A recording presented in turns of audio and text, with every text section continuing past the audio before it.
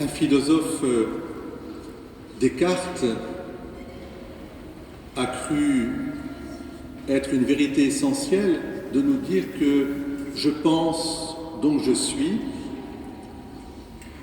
et même s'il y a toujours une part de vérité, c'était en fait une grave erreur qui enfermait l'homme dans sa propre pensée. Au contraire, en prenant le contre-pied, je dirais « j'écoute, donc je suis ». Et je suis dans les deux sens du terme, puisque je vais suivre aussi celui que j'écoute. Au cœur de notre vie, il y a aussi le micro. Voilà. Je ne sais pas qui est-ce qui gère le micro, mais il faudrait que le micro soit... Merci Jacques de veiller. Voilà, merci. Au cœur de notre vie, il y a cette ouverture à l'autre, à ce qui est extérieur. Et pour cela, il faut apprendre à écouter. Nous avons entendu Samuel, nous avons entendu aussi André, et puis il y a bien sûr Pierre, ensuite Simon-Pierre. Tous ces gens ont écouté. Ils se sont mis à l'écoute. Alors pour Samuel, le petit Samuel, je pensais à Camille qui est là devant moi, j'imagine Samuel, il avait 5 ans. Il était dans le temple et lui, il a entendu Samuel, Samuel, Samuel. Qu'est-ce qu'il a dit Samuel? Il a dit me voici. Tu entends Camille? Me voici. Et toi aussi, tu voudrais dire me voici Seigneur parce que je sais que tu voudrais faire ta communion.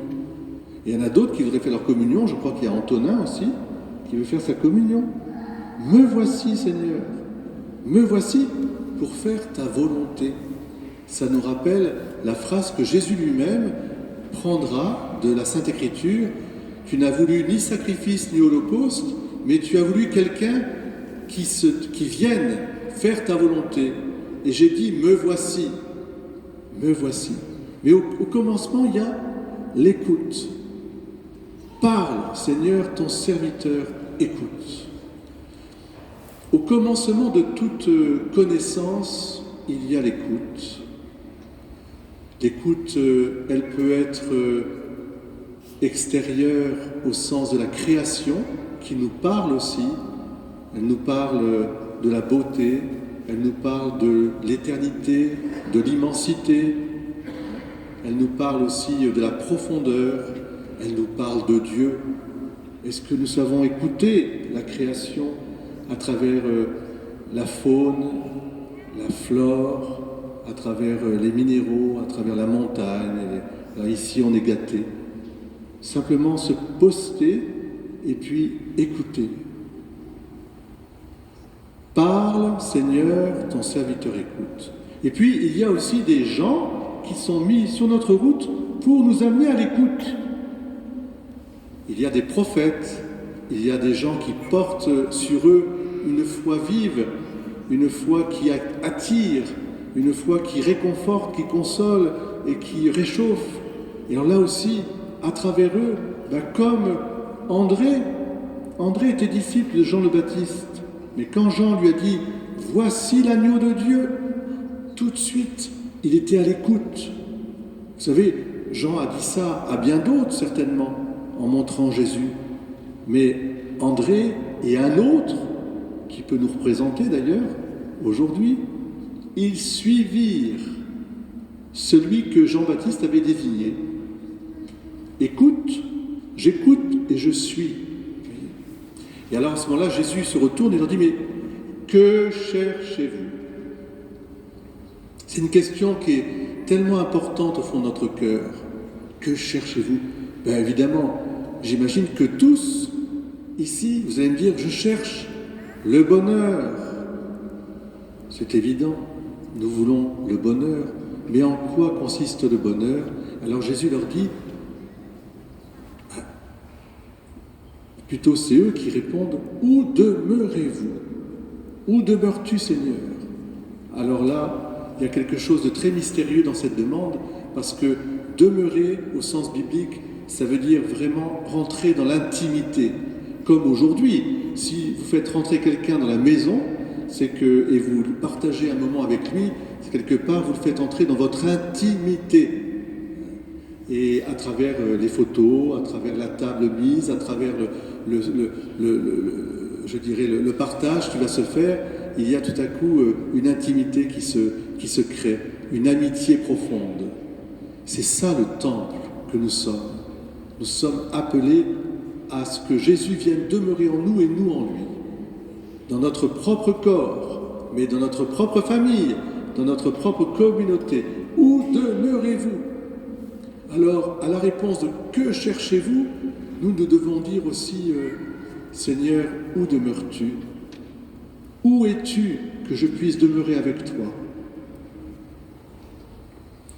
Et la réponse, vous le savez, elle est multiple parce que nous sommes sans arrêt sollicités par cette question de Jésus. Venez, voyez. Mais pour cela, donc, il faut rester à l'écoute.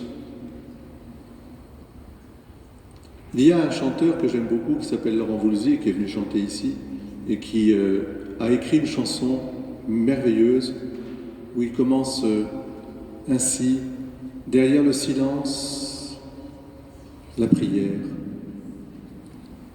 Derrière la prière, le silence.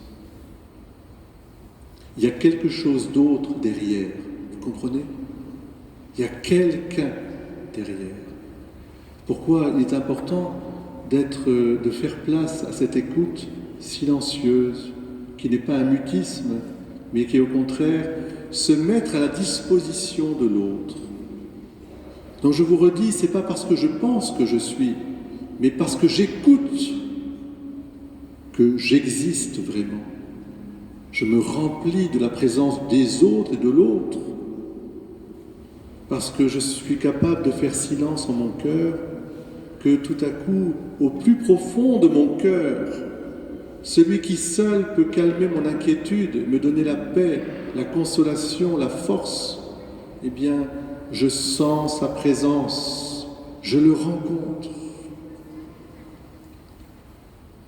Il faut demander cette grâce, puisque nous sommes tous appelés, tous, que ce soit André, que ce soit Samuel, que ce soit Pierre, on dirait Pierre, Paul, Jacques, mais nous sommes tous appelés.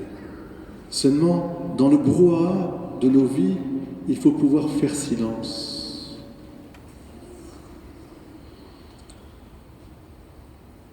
Mère Teresa a une très belle prière que je vous donne. Donne-nous, Seigneur, le silence des yeux, en cherchant toujours ta beauté et ta bonté partout, en fermant les yeux sur les erreurs des autres et sur tout ce qui trouble l'âme. Donne-nous, Seigneur, le silence des oreilles, en écoutant toujours ta voix et le cri du pauvre et du faible, et en fermant nos oreilles à toutes les autres voix qui viennent du malin ou de la fragilité de la nature humaine, par exemple les murmures, les paroles non charitables. Donne-nous, Seigneur, le silence de la langue, en te louant et en disant ta parole qui est vérité, qui éclaire et inspire, en apportant la paix, l'espérance et la joie, et en s'abstenant de toute autodéfense, de toute critique et de toute parole risquant de provoquer douleur et tristesse. Évidemment, cette prière de Mère Teresa, nous nous sentons parfois très loin encore. Nous pouvons nous dire « Oh Seigneur, que je suis loin de cette prière de Mère Teresa ».